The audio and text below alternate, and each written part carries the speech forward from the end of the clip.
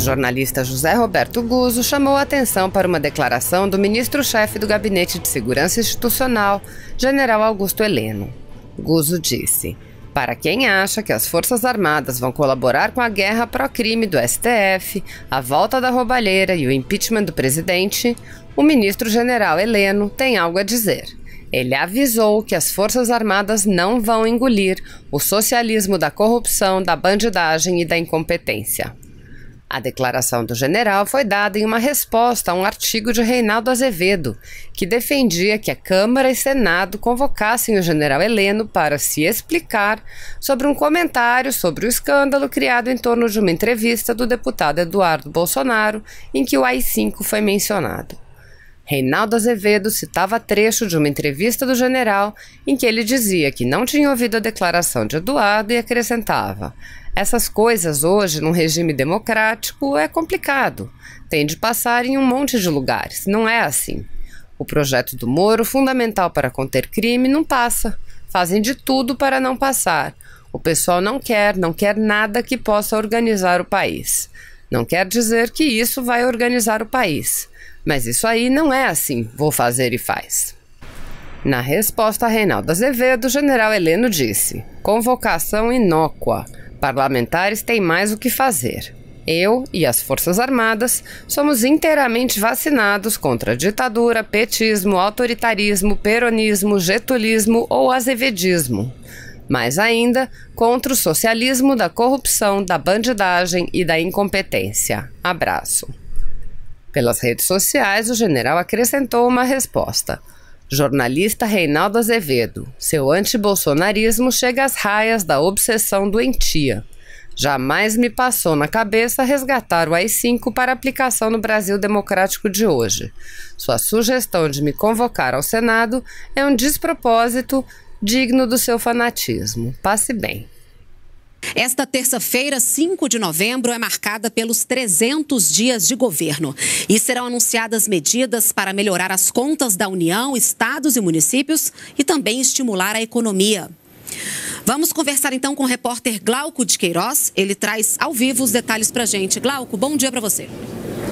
Bom dia, Renata. Olha, a expectativa é que o presidente Jair Bolsonaro venha ao Congresso hoje para apresentar parte dessas medidas aí que você falou ao presidente do Senado, o Davi Alcolumbre. Eles têm uma reunião agendada aí para as 11 horas da manhã e devem participar também desse encontro os ministros da Economia, Paulo Guedes, e também da Casa Civil, Onyx Lorenzoni. Agora, quanto a essas medidas aí, a expectativa é que elas sejam aí propostas, pelo menos 3 propostas de emenda à Constituição. Uma delas para diminuir aí as despesas obrigatórias da União, outra para aumentar o controle fiscal para os estados e também a revisão de fundos constitucionais e infraconstitucionais. Lembrando que todas essas propostas elas têm que passar pela análise do Congresso Nacional. Às 5 da tarde, o Bolsonaro participa de um evento no Palácio do Planalto, aí alusivo aos 300 dias de governo, e nessa solenidade ele deve apresentar aí outras medidas para estimular a economia, como, por exemplo, aí uma mudança nas regras do serviço público e também projetos para acelerar as privatizações. Vamos ver na reportagem aí quais foram os principais avanços do governo na área da economia nesses 300 dias. O governo está prestes a promulgar a maior reforma da história no sistema previdenciário, setor que mais pesa no orçamento. A nova Previdência, aprovada pelo Congresso em outubro, estabelece pela primeira vez uma idade mínima para se aposentar no país e prevê uma economia de mais de 800 bilhões de reais nos próximos 10 anos. Em menos de um ano de gestão, o governo também liberou os saques de contas ativas e inativas do FGTS para 96 milhões de brasileiros e digitalizou mais de 3 mil serviços oferecidos ao cidadão. A resposta do mercado foi rápida. A taxa básica de juros iniciou um movimento de queda e chegou ao menor patamar histórico. A inflação está controlada e investimentos começam a ser retomados, dando fôlego a setores estratégicos que voltaram a contratar. O desemprego recuou de janeiro a setembro, segundo o IBGE.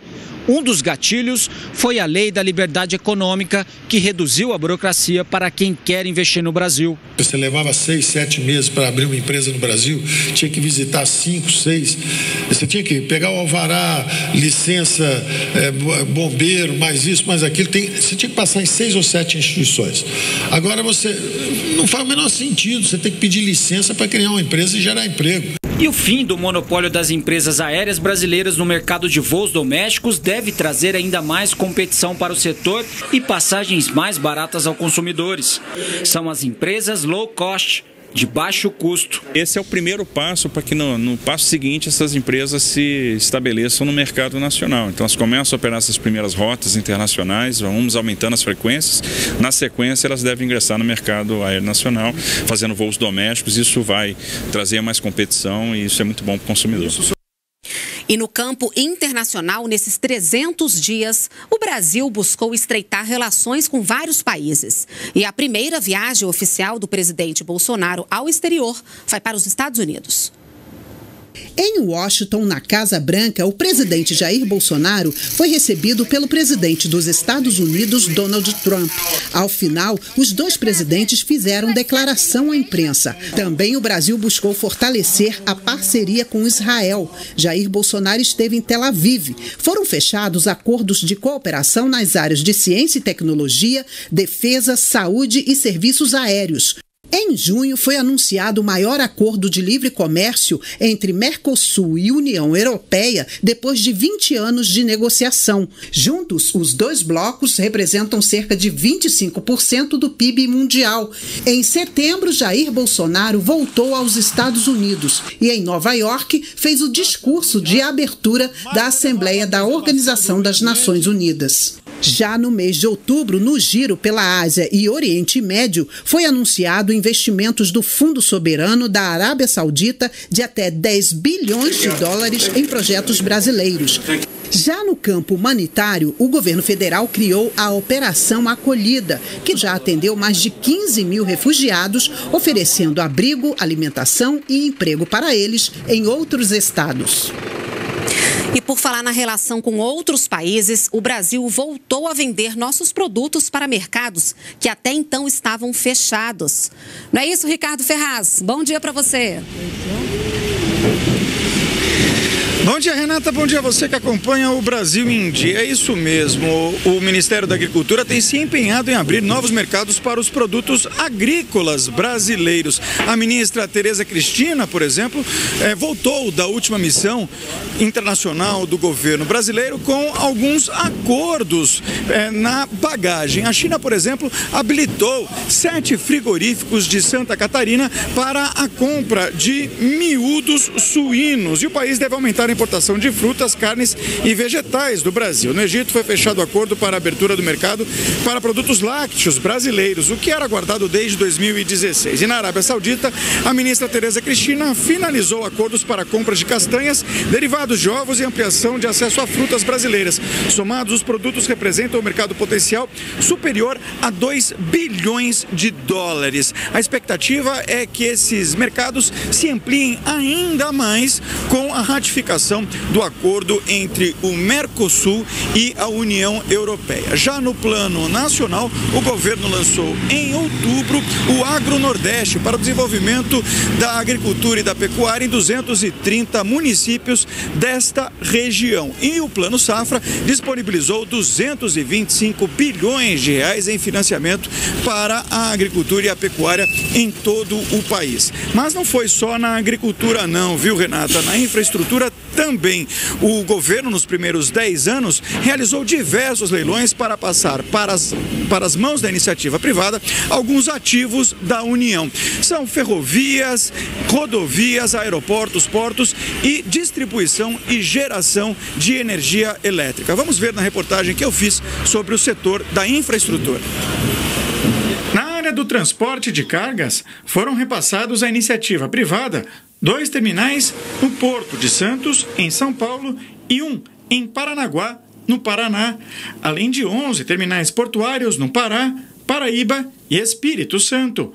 Para melhorar o escoamento da produção no país, novas estradas também foram concedidas esse ano, como as BRs 364 e 365, que ligam Jataí, em Goiás, a Uberlândia, em Minas Gerais. No trilho das concessões também está o trecho da Ferrovia Norte-Sul, que vai de Porto Nacional, em Tocantins, a Anápolis, em Goiás. 12 aeroportos também foram concedidos no Nordeste, Sudeste e Centro-Oeste. Nós estamos transferindo aeroportos para a iniciativa privada, serão 41 até o final deste governo, até 2022. Observe que nós vamos atingir 63 aeroportos concedidos, isso é uma marca muito expressiva e a gente aproveita então até o recurso que ingressa por meio dessas concessões para fazer os investimentos na aviação regional. O governo também prepara o mega leilão da seção onerosa do pré-sal. A estimativa é a de que o PPI, o Programa de Parcerias e Investimentos, que engloba todas essas concessões, atraia para o país investimentos da ordem de 2 trilhões de reais.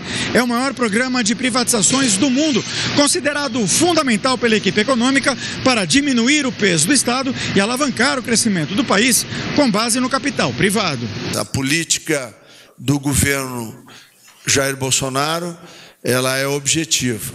Ela visa reduzir o tamanho do governo, do Estado brasileiro, permitir que a iniciativa privada, leia-se a sociedade brasileira e investidores internacionais possam participar da prestação de serviços à sociedade brasileira, reduzir o custo e o tamanho do Estado, para permitir que o Estado possa ser cada vez mais eficiente naquelas áreas que lhes são quase que exclusivas, como é o caso da justiça, da segurança e parte da educação brasileira. E também houve avanços na área da justiça e segurança pública. Vamos ver. Combater o crime organizado e a corrupção, diminuir a sensação de impunidade, adequar a legislação à realidade atual. Esse é o objetivo do pacote anticrime em tramitação no Congresso Nacional e que faz parte das prioridades do Ministério da Justiça e Segurança Pública. Nos primeiros 300 dias de governo, a pasta também lançou o projeto Em Frente Brasil para aperfeiçoar as ações de segurança em todo o país.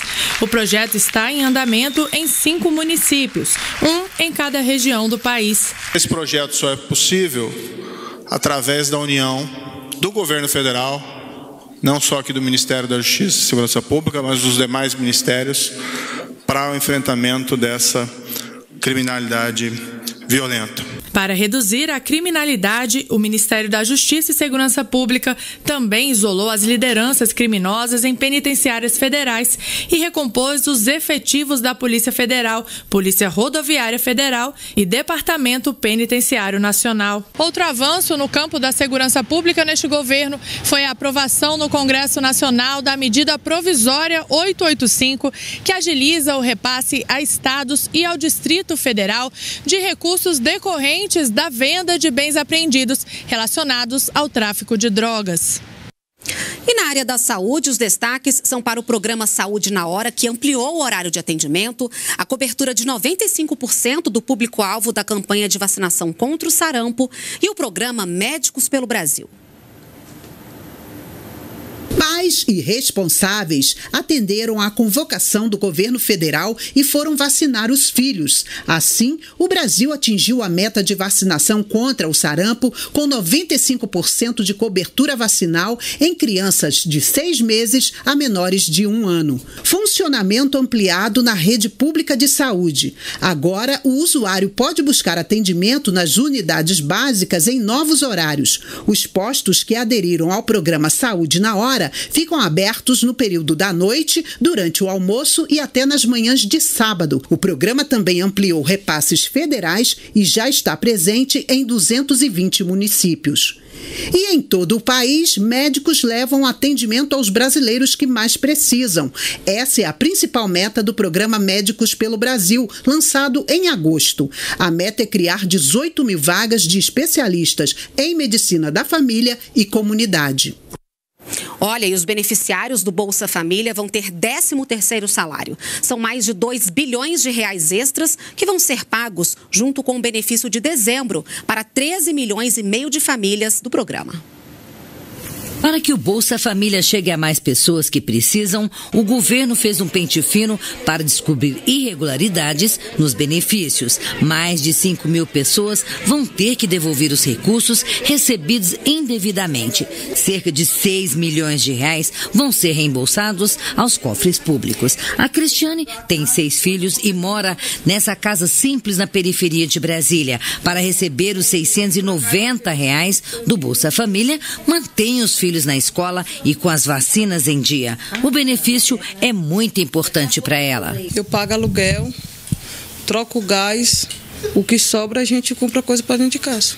O pente fino chegou também ao INSS. O governo fez um levantamento minucioso com o intuito de detectar fraudes. Já foram cancelados 254 mil benefícios com suspeita de irregularidade. Com a iniciativa, o INSS calcula uma economia de mais de 4 bilhões de reais. Para democratizar o acesso à internet, o MEC está ampliando o programa Educação Conectada para mais 24.500 instituições de ensino nas cidades. No total, serão investidos em tecnologia 115 milhões de reais. A repórter Vanessa Leda acompanha outros assuntos que são destaque na área da educação. Oi, Vanessa, bom dia para você. Bom dia, Renata. Bom dia a todos. Já que você falou aí em democratização, o Enem, o Exame Nacional do Ensino Médio, é um exemplo aí de ferramenta de acesso ao ensino superior para todos, não é mesmo? Nesse primeiro dia, foi o primeiro dia do exame, mais de 4 milhões de estudantes fizeram a prova. Foi a mais baixa abstenção da história. Apenas 23% dos inscritos faltaram. Vamos ver como é que vai ser no próximo domingo, dia 10. E a partir do ano que vem, o Enem não vão ser todas as provas que serão impressas. A partir do ano que vem vai começar um processo gradual em caráter de teste para uma digitalização do Exame Nacional do Ensino Médio. Renata, outra meta do Ministério da Educação é ampliar o número de escolas cívico-militares. Atualmente, 15 estados mais o Distrito Federal adotaram esse modelo de escola e a intenção é incentivar a instalação de pelo menos mais 200 escolas nesse formato até 2023. O MEC também quer aumentar em 80% o número de matrículas em cursos de educação profissional. A previsão é de formar pelo menos mais 40 mil profissionais, professores aí em áreas tecnológicas no programa Novos Caminhos. Renata, é com você. Obrigada, Vanessa, pelas suas informações. Vamos falar agora da Operação Verde Brasil de combate às queimadas na Amazônia. De 24 de agosto a 24 de outubro, integrantes da Marinha, do Exército e da Aeronáutica participaram aí dessa missão de combate ao fogo e também do desmatamento e garimpo ilegal. Participaram também o Centro Gestor e Operacional do Sistema de Proteção da Amazônia, que é o CESIPAM, do IBAMA, do ICMBio, da FUNAI, ABIN, Polícia Federal, Polícia Rodoviária Federal e Força Nacional. Em 2 meses de operação, foram combatidos aí 1.835 focos de incêndio, 10 mil pessoas envolvidas nesse combate, utilizadas aí 467 viaturas, 37 aeronaves e 159 embarcações. No total, 178 embarcações foram apreendidas, 127 pessoas detidas e aplicadas multas aí que superam 141 milhões de reais. E desde o início de setembro, o Brasil está unido no combate às manchas de óleo que surgiram na região nordeste do país. Foi criado um grupo de acompanhamento e avaliação, formado, o GAA, formado pela Marinha, pelo IBAMA e pela Agência Nacional de Petróleo. 4 mil toneladas de resíduos de óleo foram retirados até agora. 10 mil pessoas também envolvidas nesse trabalho. A Marinha participou aí com 2.700 militares e o Exército 5 mil militares. O Exército também mobilizou navios, aeronaves, viaturas e funcionários. Uma embarcação grega está sendo investigada, suspeita de ter causado derramamento de óleo no litoral. A Polícia Federal pediu informações para a Interpol sobre esse navio. E ontem foi anunciada a segunda fase da Operação Amazônia Azul, Mar Limpo é Vida. Os 2 maiores navios da Marinha vão auxiliar no combate ao vazamento de óleo. 2 mil pessoas vão participar da missão, que tem como foco a limpeza de manguezais e arrecifes. Vamos falar agora de turismo. O Brasil é conhecido no mundo inteiro por suas belas paisagens que atraem muitos visitantes. Um setor que gera emprego e renda. E os primeiros frutos começam a ser colhidos. Não é isso, Tiago Pimenta, que fala com a gente ao vivo direto do Rio de Janeiro. Bom dia. Bom dia, Renata. É isso mesmo. A gente já está na Praia do Leme com essa vista linda do Rio. Esse local recebe muitos turistas o ano inteiro e também muita gente de fora. Esse número tem aumentado ainda mais desde a isenção de vistos para o Canadá, Estados Unidos, Austrália e Japão. Agora, viajantes de outros países como China e Catar também não vão precisar mais de vistos para visitar o Brasil, estão isentos. Só para você ter uma ideia, a liberação dos vistos aumentou em 26% as visitas de norte-americanos ao Brasil nos meses de junho a agosto. Dinheiro que entra e faz a economia girar.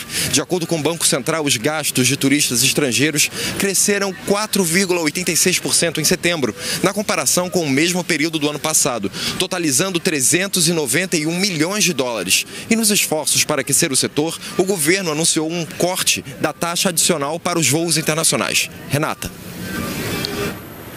Obrigada, Tiago, pelas suas informações ao vivo.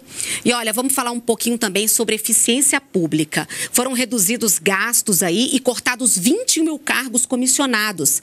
Em outra frente, com o objetivo de empregar melhor os recursos públicos, o Planalto investiu na digitalização de serviços do governo. Vamos dar uma olhada em alguns exemplos aqui no telão?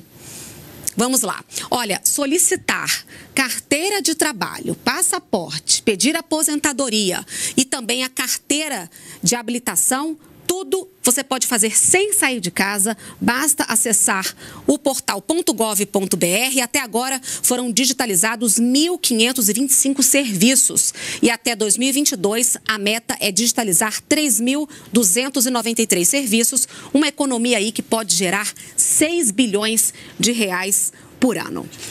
Se você apoia Jair Bolsonaro, curta este vídeo. Manifeste a sua opinião e compartilhe para que a vontade do povo brasileiro seja conhecida. Inscreva-se no canal para ter acesso gratuito ao nosso conteúdo. Uma produção Folha Política.